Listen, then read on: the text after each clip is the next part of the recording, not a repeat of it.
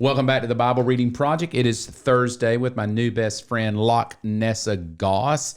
Thank you so much for being part of this entire week. It's been fun having you here. It smells better in here. Oh, well, good. You're funnier. I don't know. Ryan's pretty funny. Well, you guys have the same sense of humor, so. Yeah, which is dry and weird. But thank you for that. But thank you for sitting in for Ryan, who we hope he's going to come back. We both are a little nervous about you sitting in all week because you never signed the contract. We want to know why you didn't sign the contract, which was you wouldn't sue us, you would never take us to court, you would not charge us for your time being here, and you left it here. So why didn't you feel the need to sign it? Well, at first I thought it wasn't real. Oh no, it's real. So I just left it, and then today I read it, and it actually says it's made out to you. Agreement to perform consulting services to Nessa Goss. Yes, thank you so much. What does that even mean? That's probably why we would have to sit down and talk about that. Because, in other words, if you're here and we're asking you Bible questions and all, we don't want you have to approve. Yeah, and we don't want you billing us for your time. Like, I need $100 an hour to be here. So we were a little nervous. I think Ryan was more nervous than me. Oh yeah. Because he's like, she's going to take my place, and I want a contract that says she won't. So I'm hoping he comes back. Yeah. I hope he watches, although he did admit last week, which is weird. I'm going to ask you the same question. He admitted last week that he doesn't really even watch the Bible Reading Project. He's in here filming it, and he kind of watches enough to but do you watch it every day? I do. Tell me something you like about it. Well, I like that it feels like it's starting to feel like a real podcast now. Okay. Cool. Yeah. Well, that is thanks to Ryan, because I used to just do it in my office and it was really dorky. Yeah. No, it wasn't dorky. I still enjoyed it, but I enjoy this more. Well, I'm glad, because Ryan talked me into it. He said we need to have 2 microphones. What did you and think? 3 I'm a simpleton. I like things very simple. And so when he told me there were going to be 3 camera shots and 2 microphones, maybe 3, and then a media room, and I got a little nervous because I'm like, I know what that takes to edit all the cameras down and all the work that Yo-Yo does over there to edit all this down. And so then that made me nervous, because the other way it was easy. Right. It was just every day we're going to read the on Bible. Your phone. Zero excuse on my phone. And I could do it anywhere. Now I had to be very methodical. We film it in one day and go through it, which that was different to me because I kind of like the daily, So, I had to kind of, shift my thinking, but it's weird. I have gotten so much more feedback that people like this better. I do. And now that you're probably going to share it, how many followers do you have on Instagram? 1 million? No. Close to 1 million? No. Okay. I'm not million. famous. You're not famous, but No. you doubled our viewership. Not being famous, you may become famous. And again, I'm not trying to toot my own horn of how much I adore the ground you walk on, but Thor is on the screen. Yes, he is. Tell us a little nugget about Thor. He's got some kind of skin issue or ear issue. Yeah, that picture actually was from, the post was about his skin issues. He's had hives.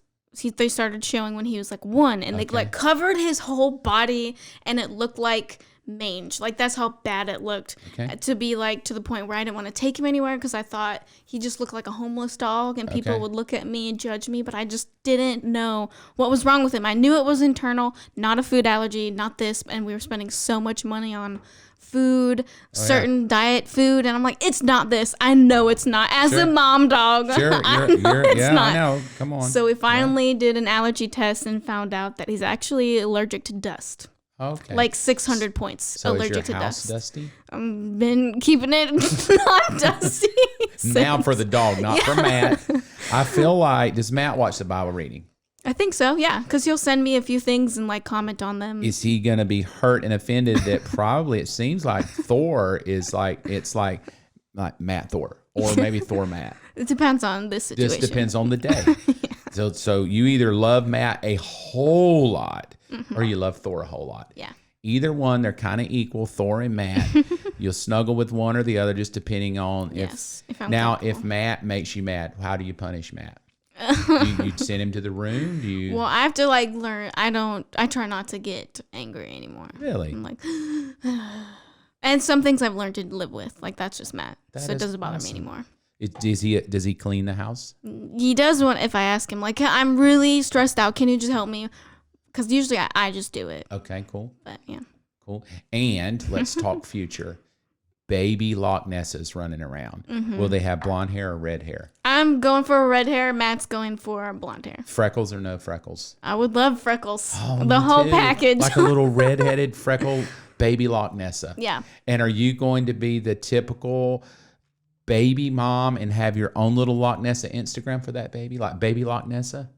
And post all the pictures of Thor and Loch Nessa on it. That would be awesome. I would follow baby Loch Nessa Goss. Maybe. Could be With super Thor, famous. the baby and Thor together. Awesome. You ready to chat about today? Yes. All right. Revelation chapter 6, verses 15 and 16. I got a question for you. We're going to talk about wrath of God. Yes. All right. So let's read it. Then everyone, the kings of the earth, the rulers, the generals, the wealthy, the powerful, and every slave and free person all hid themselves in caves and among the rocks of the mountains. And they cried to the mountains and the rocks, fall on us and hide us from the face of the one who sits on the throne and from the wrath of the Lamb. For the great day of their wrath has come, and who is able to survive? I just have a question. What does the very first phrase of verse 15 say? It says, then everyone. So if that means if we're still here, would that include us? Yep. So if Christians are left here through the wrath of the Lamb, it says, then everyone, the wealthy, the powerful, the slave, and the free. So that would mean that we're running to go and save us from the wrath of the Lamb. Yep. Or do you think that if we're here, we somehow get a free pass from his wrath? Like, does Jesus put a hedge over me so that I'm not hurt by all these things and I'm a little pocket, like a pocket of protection? Or do we just trying our best to survive as well? Well, my initial thought, if it says everyone, it means everyone. Okay. Unless there's some verse in the Bible that specifically says we have a little covering over us that because we're still here. Okay, if we're still here. Then maybe, but I haven't seen that verse. Tell me how you felt when Thor was sick with hives. I felt really just frustrated. And what would you do for Thor when he had hives? I would go to the vet, get antibiotics, get special soap, and get lotion to scrub him because I love him. Okay. So if you would do that for a dog, right? Do you think that God would go to the extremes for us that we wouldn't have to go through his wrath? Yes. That he would go, and what is that extreme he went to? He died on the cross. Yes.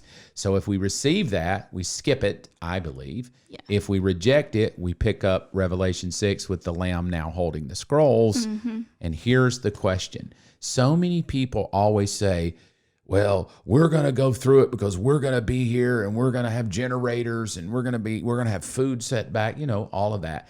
I'm going to have food set back, generator set back, which is cool.